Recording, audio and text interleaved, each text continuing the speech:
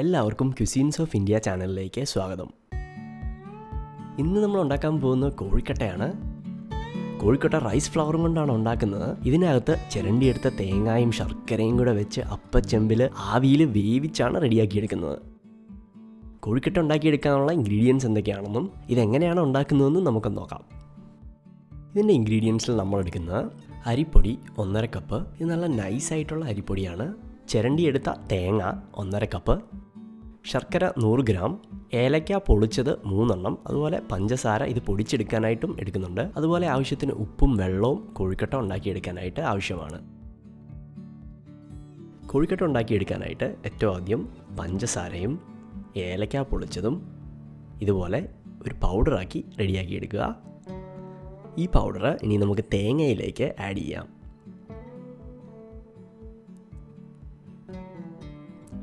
അതുപോലെ തന്നെ എടുത്തു വെച്ചിരിക്കുന്ന ശർക്കരയും കൂടെ ഇതിലേക്ക് ആഡ് ചെയ്യുക. ഇനി ഇത് നന്നായിട്ടൊന്ന് മിക്സ് ചെയ്തെടുക്കണം. നന്നായിട്ടൊന്ന് ഞെരടി കുറച്ച് നേരം ഒന്ന് മിക്സ് ചെയ്തെടുക്കുക.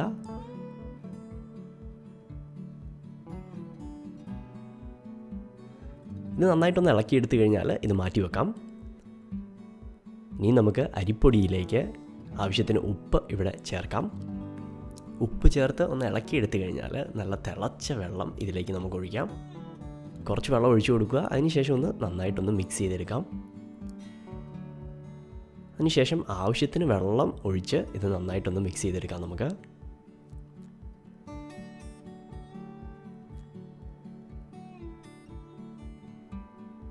ഏകദേശം ഈ ഒരു കൺസിസ്റ്റൻസിയൊക്കെ കിട്ടിക്കഴിഞ്ഞാൽ നമുക്ക് കൈയും കൊണ്ട് ഇത് നന്നായിട്ട് മിക്സ് ചെയ്തെടുക്കാം.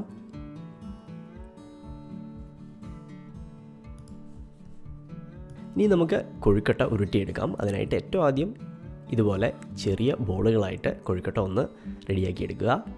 അതിനുശേഷം ഇതൊന്ന് പരത്തിയെടുക്കാം.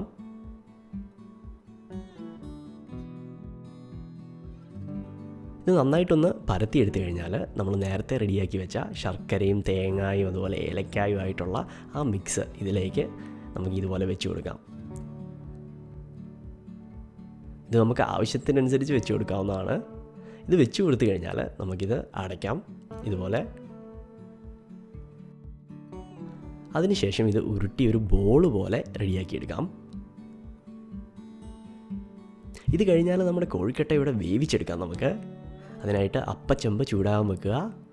നന്നായിട്ട് ആവിയൊക്കെ വന്നു കഴിഞ്ഞാൽ ഓരോ കോഴിക്കട്ടയായിട്ട് നമുക്ക് അപ്പച്ചെമ്പിലേക്ക് വെച്ച് കൊടുക്കാം. ഒരു 8-10 മിനിറ്റിനുള്ളിൽ നമ്മുടെ കോഴിക്കട്ട ഇവിടെ റെഡിയായി കഴിഞ്ഞു. ഈ ഒരു റെസിപ്പി നിങ്ങൾക്ക് എല്ലാം ഇഷ്ടപ്പെട്ടു എന്ന് പ്രതീക്ഷിക്കുന്നു. എല്ലാവർക്കും വലിയൊരു നന്ദി.